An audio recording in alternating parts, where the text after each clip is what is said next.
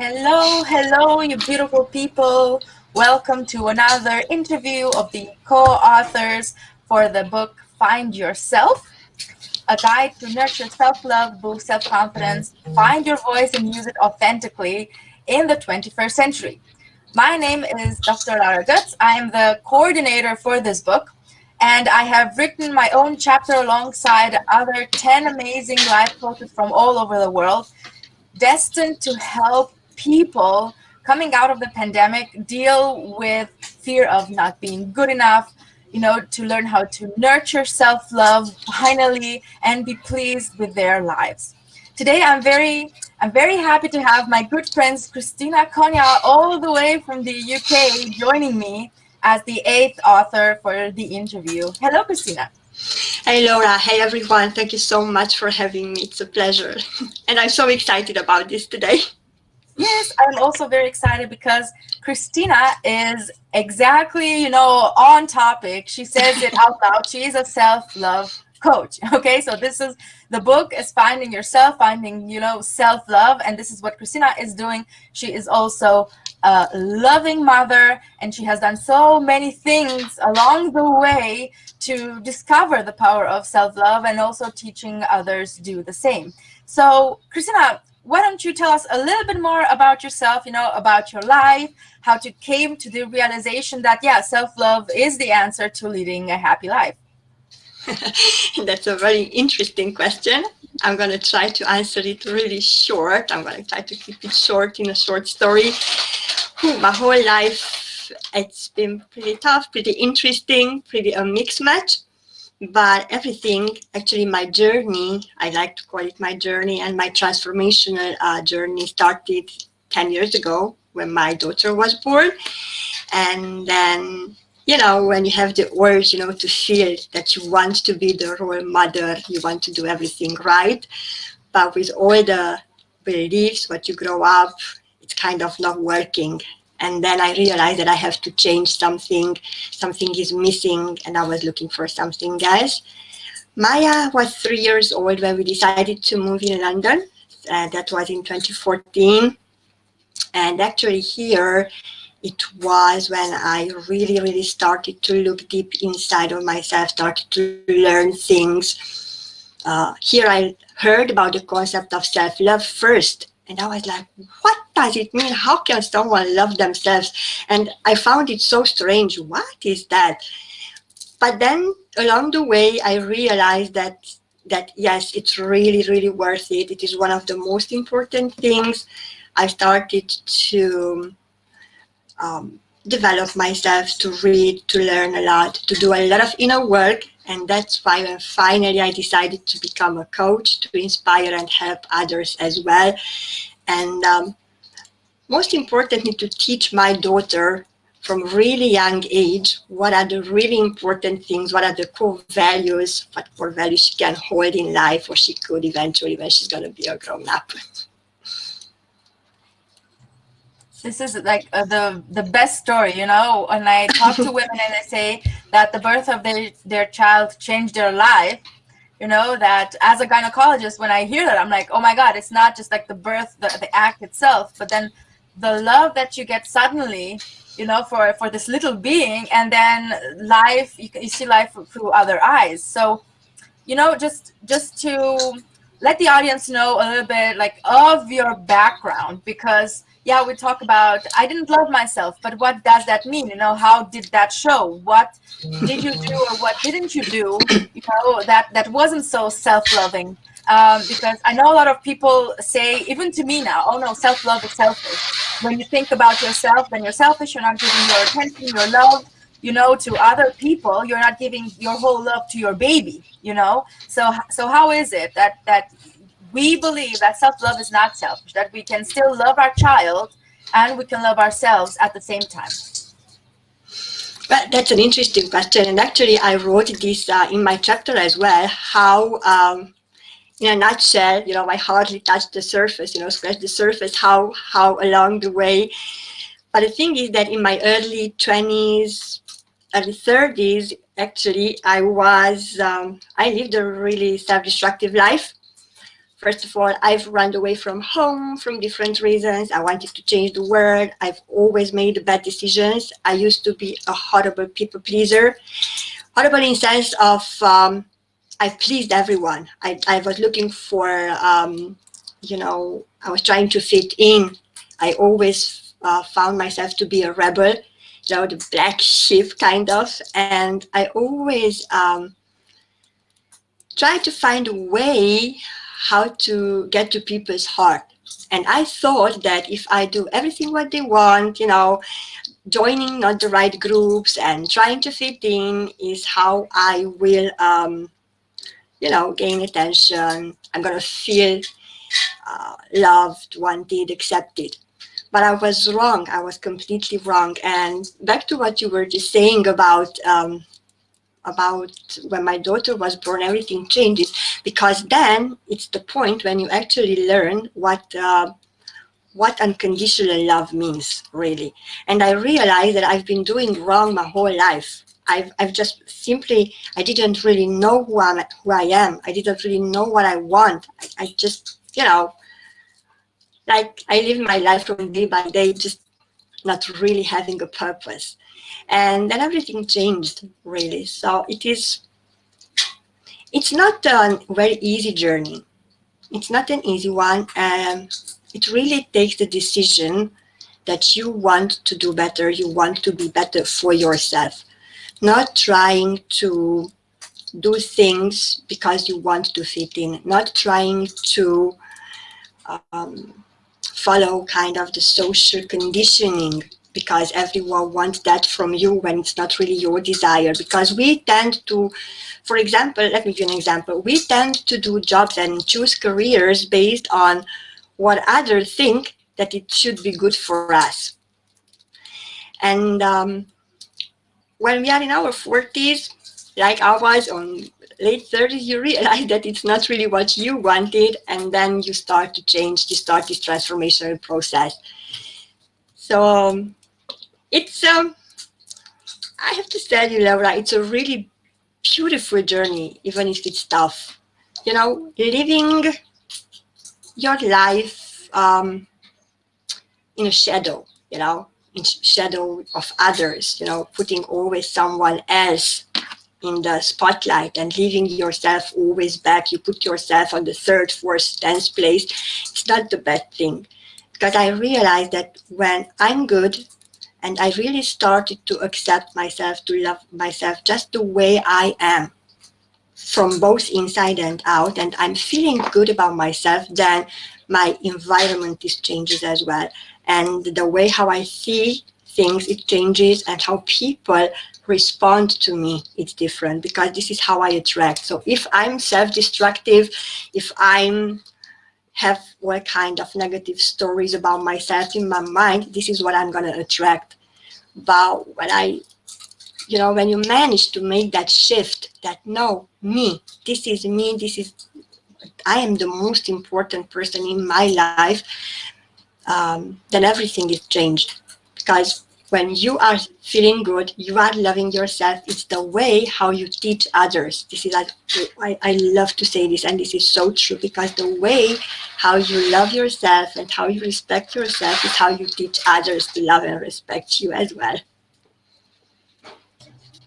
That is a nice saying, Krisztina. Thank you for that. The way you love yourself is the way others will learn to love you and show you the respect that you deserve. Because isn't it like true? The law of attraction exists, and all of this vibrational laws. So for the audience who is new to, you know, the field of self-development, of life coaching, and they think, you know, last time we talked about hypnosis, it's not magic, you know, or a humbug. This is like reality. This is science, and it has actually been proven. And you don't have to read books on you know, on this. You just have to practice it and then see for yourself, because once you see it with your own eyes, then you are a believer, as they say. Because you can only give as much love as you have for yourself. So whatever else you're giving, maybe you think it's love, but actually the others do not feel like it is love. They feel like it's something else. Maybe they feel like you're very needy because you're trying to be people pleaser, and that you know, we don't have respect for needy people who just come to us and say, you know, please love me, because they're exhausting. So maybe that's the kind of energy that people who are people pleasers emit, and that's why they actually never get the love that they desperately want, because they need it that much. But when you go inside and you know, I love myself, and I am worthy of love, and I am an important person in this world, then the others will stop to pick up on that energy. And yeah, this self-love is the key to a happy life, because it reflects in all of the areas of our life. So, Krisztina, I know this is like your second contribution to a book. You actually have a book on your own, yeah? So congratulations, yeah. Krisztina already wrote about her life and what she's learned in in 40 years of living on this beautiful planet, and also so many lessons on self-love. So when you get a chance to like contact Krisztina, and maybe you'll get her first book, React, you know, React, be the new version of herself, you know, like the version that really loves her themselves. So this is like very, very exciting, you know, how you can start your journey to self-love. Okay, so Krisztina, I know you talked a little bit about, you know, your life. You said that your younger years were pretty self-destructive, trying to please everybody. You didn't give yourself enough attention, and of course, you know, it's always a give and take. If you give too much, you know, at the end you won't have anything. Yeah. So why don't you share with the audience a little bit more about your special technique, your fly technique that you talked about in the book, and that is actually, you know, your own way of dealing with your clients, and that you use in your self-love programs. Thank you. I love your question. I love your question, because everybody's looking for the how, you know. Well, everybody's looking how can I do that? How can I do that? But before to get the how, you have to know the why. And I love that you mentioned a little bit earlier about the law of attraction, and you combined it, you kind of put it together with self-love, because in the beginning I had no idea about what spirituality means, right? I didn't know about the law of attraction. I didn't know about all this stuff, you know, about energies and all this stuff. But in time, I took some steps, you know, slowly.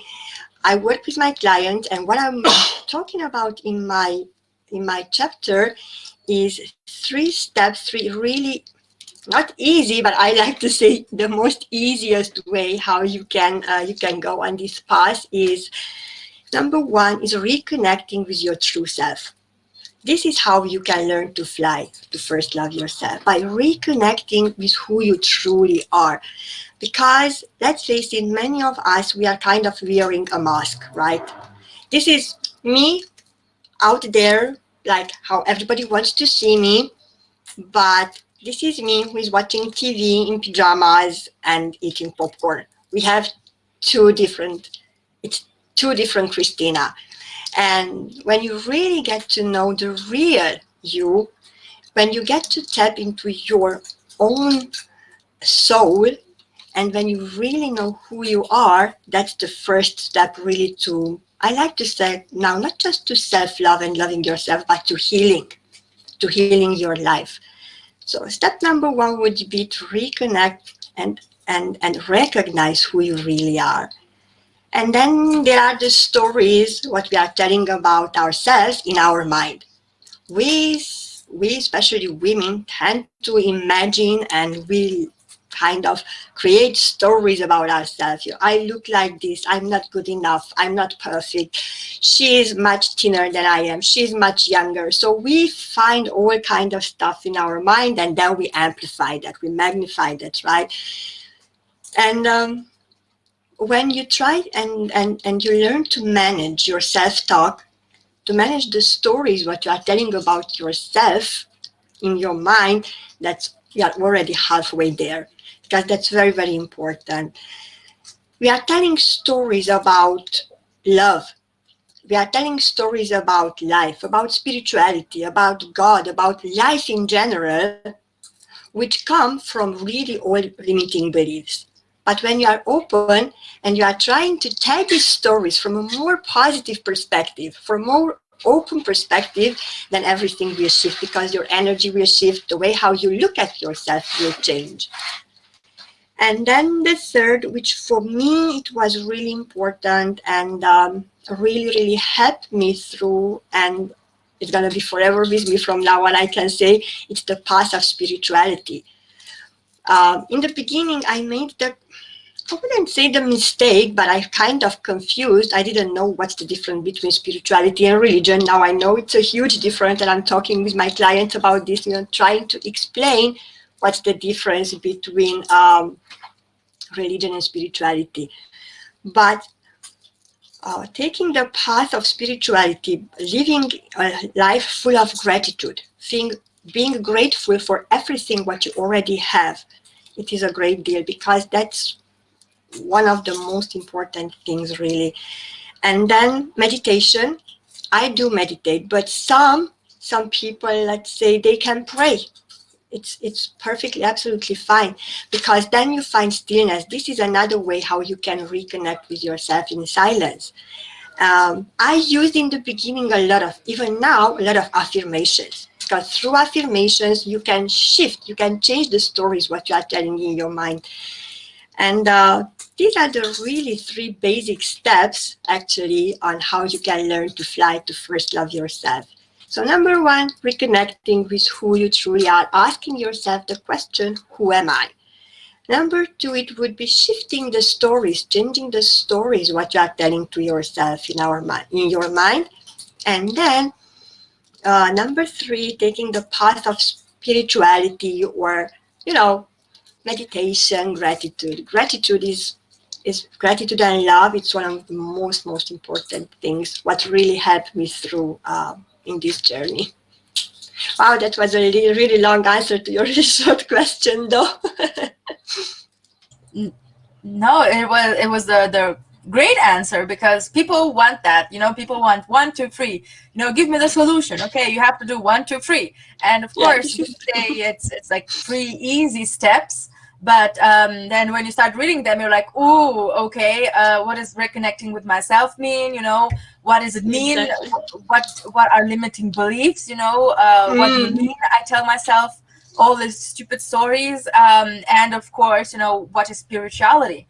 Because I know we come from Romania. We both come from Romania, from a very religious country, Exactly. quite conservative, and this is where we got all our bad stories from. Yeah, exactly. And that's why we're a bit scarred when we talk about spirituality or religion, because with this conservative beliefs, we are not allowed to think about ourselves. We have to think about, love your neighbor more than love yourself, for example. So that is why for us it's quite difficult to understand what spirituality really is. So again, for the audience, you don't have to believe us, you just have to practice it. You just have to do it, alone, with the help of YouTube. There are a lot of meditations. Just press them. If you think that it's not really working for you, because it's very difficult at the beginning, and I say it, I like a life coach, I like to say nothing is difficult. But in order for the lay people to understand, yes, it is very difficult to learn to meditate. So if YouTube doesn't help, then please talk to a specialist and give it a chance, because it will change your life. You will sleep better. You won't be that anxious, because you learn how to not really control yourself. You learn why you are anxious. Yeah. So you're not learning techniques, this placebo effect. You're not taking a medication to numb what you're feeling. You are actually learning, why are you anxious? Why can't I sleep?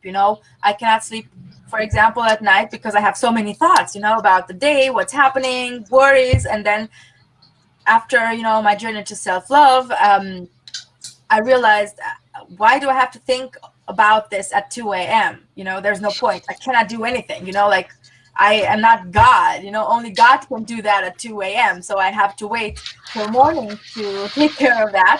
So let's go to bed, you know, and then I sleep better because I realize, you know, I cannot do anything at 2 a.m.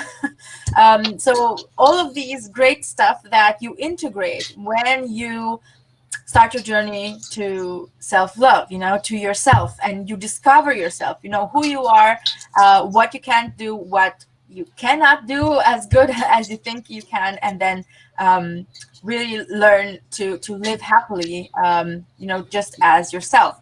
So Krisztina, you told us these great steps, you know, the fly steps, and now I want to give more value to the audience. You know, I want them to learn something like easier than this method. Share with us the best tip on, you know, self-development or self-love, or the best technique, something that they can apply today, something that it is very easy and that makes them, you know, shift perspective and make them really think about, you know, everything, and to make them question their life at this point. Okay, the most easier actually, but they can start, and I always advise to my clients is start with a gratitude book, because the gratitude book, it's, for me, it is important because we take so many things for granted. We don't pay attention to tiny little things around us, and we think that our life is so miserable. Why is this happening to me? Why always me? Oh God, why I'm the one who is not, you know, rich and famous and successful and whatever. So the really first exercise what I'm giving to them, and I always lovingly ask them to do, is to write down 101 things for what they are grateful for. And they are like, 101, Krisztina, I don't know, that's too long. But at the end of the day, when you start writing and you see that you are grateful for waking up in the morning, you are, for example, me, I have a favorite pillow. I am so grateful for that pillow, because when I'm feeling down, I'm just holding my pillow. I hold, you know, there are really little things what you can be grateful for. And when you write this down, you realize that there are a lot of things what you can be grateful for in life. And this is the very first step. And from here, you will realize that actually life is not that miserable. Actually, life is not that bad. And you actually have quite a lot of things around you. And this is something what can really push you to move forward. Because you mentioned a little bit earlier about, you know, yes, we grow up in Romania and we think that, you know, especially self-love, loving yourself, how dare you to do this? It's very difficult.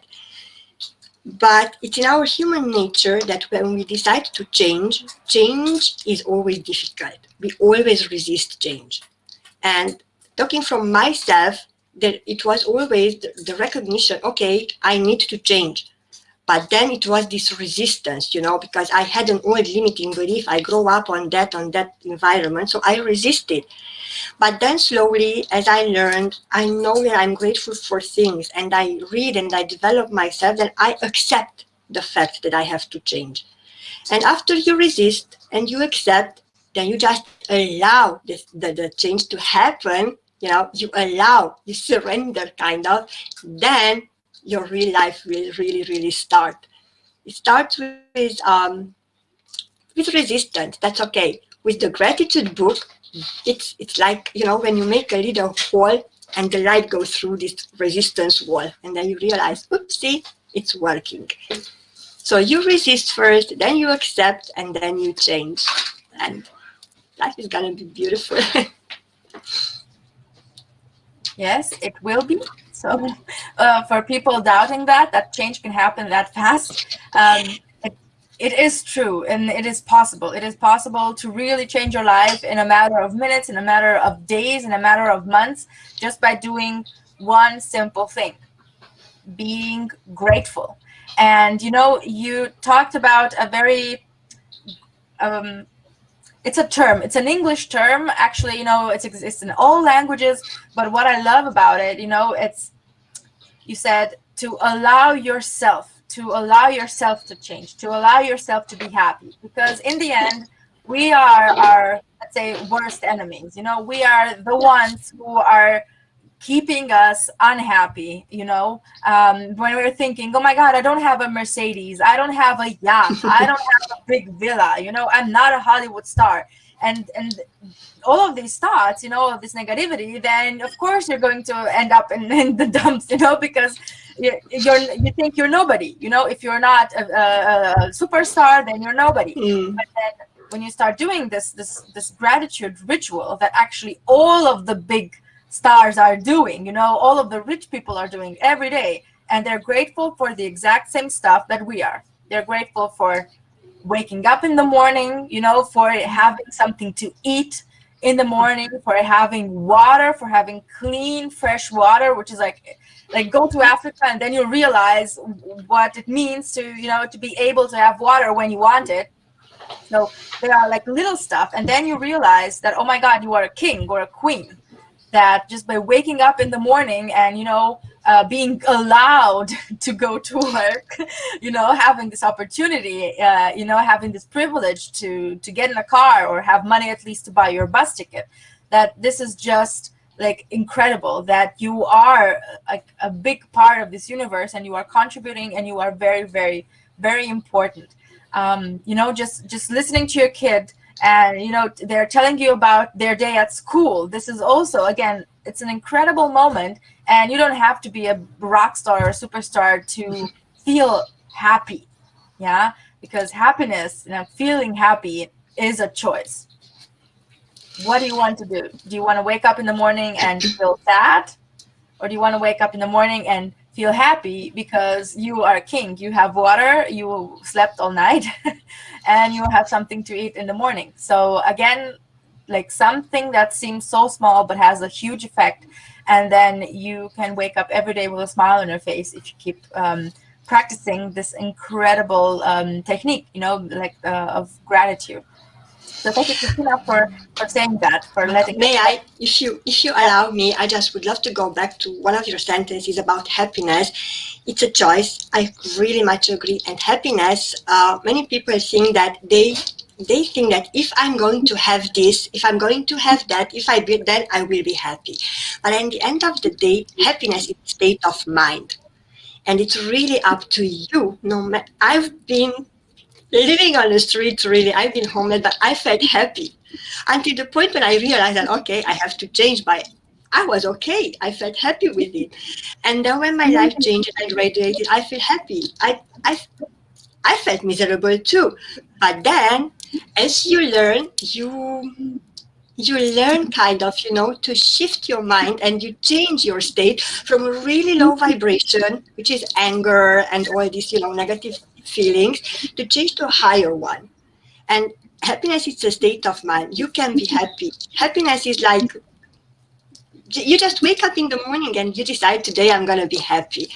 And many clients of me, they are asking me, okay, Krisztina, but as we coaches, we can teach them quite a lot of things. But something what people really must understand is that the work, they have to do the work.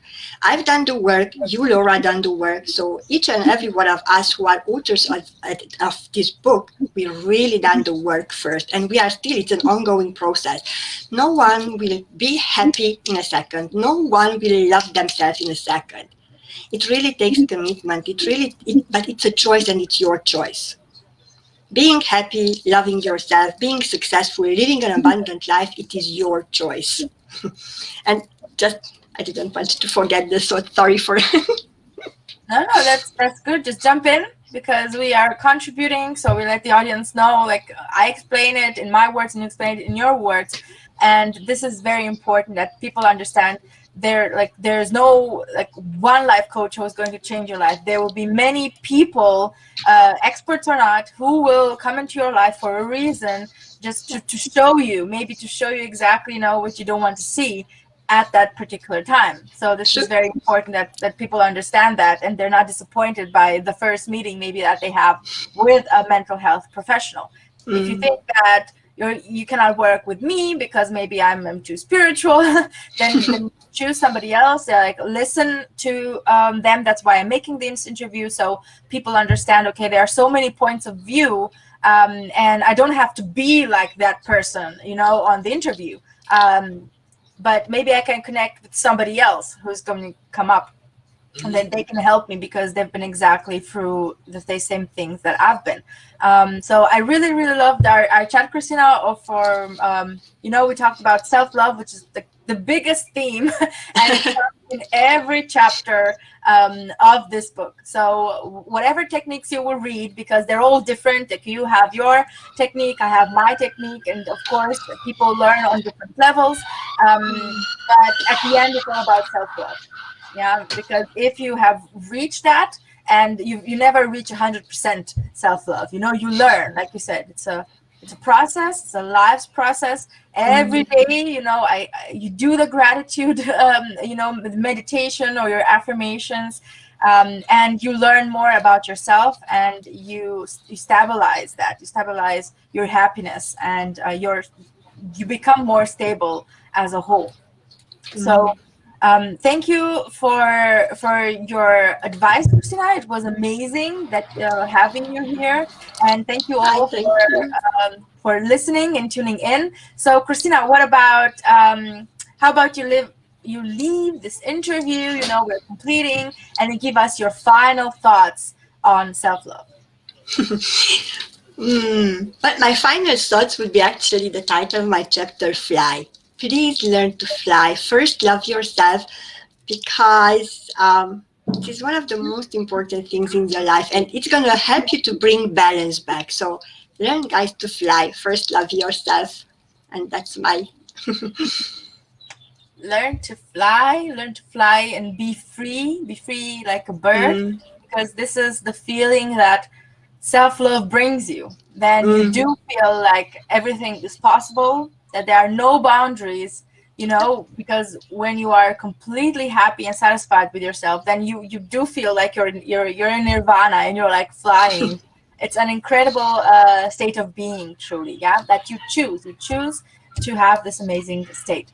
So thank you again, Krisztina. Thank you. People watching this interview, and I am reminding you all that our book, you know, written by 11 life coaches, is launching on the 15th of July. So I think we still have about 3.5 weeks till the book launch. It's going to be an ebook on Amazon, and of course a paperback version. And I know that every author has already gotten requests. You know, I want the book, they want the autograph. So please join, you know, contact us, contact me, contact Krisztina, all of the other authors. I'm going to leave all of the contact details in the link, and also in the video when we upload it to YouTube, so you can write to us. And if you find a specific author, you know, very interested, you love what they talked about, please feel free to write an email, you know, and thank them and let them know that they changed something new, that they moved something new, because we are very happy when we know, okay, we're doing the work, and we're happy when we help at least one person in the world, yeah, that they feel down, they have this, you know, fear of not being good enough, they don't have enough self-love, but they heard us, you know, in our little interview, and now they changed, and now they started this incredible journey of self-love. So thank you again. I am very, very grateful today, Krisztina, very grateful for this interview. And thank you so much, Laura. I hope to see everybody at the live launch on the 15th of July. I know Krisztina will be there, and we're going to have an amazing time talking about the book, and of course sharing a lot of of presents and offers on the launch day. So thank you again. I'm wishing you an amazing Sunday evening. Have a great time with your families, and be grateful for this amazing day. Bye-bye. Bye all.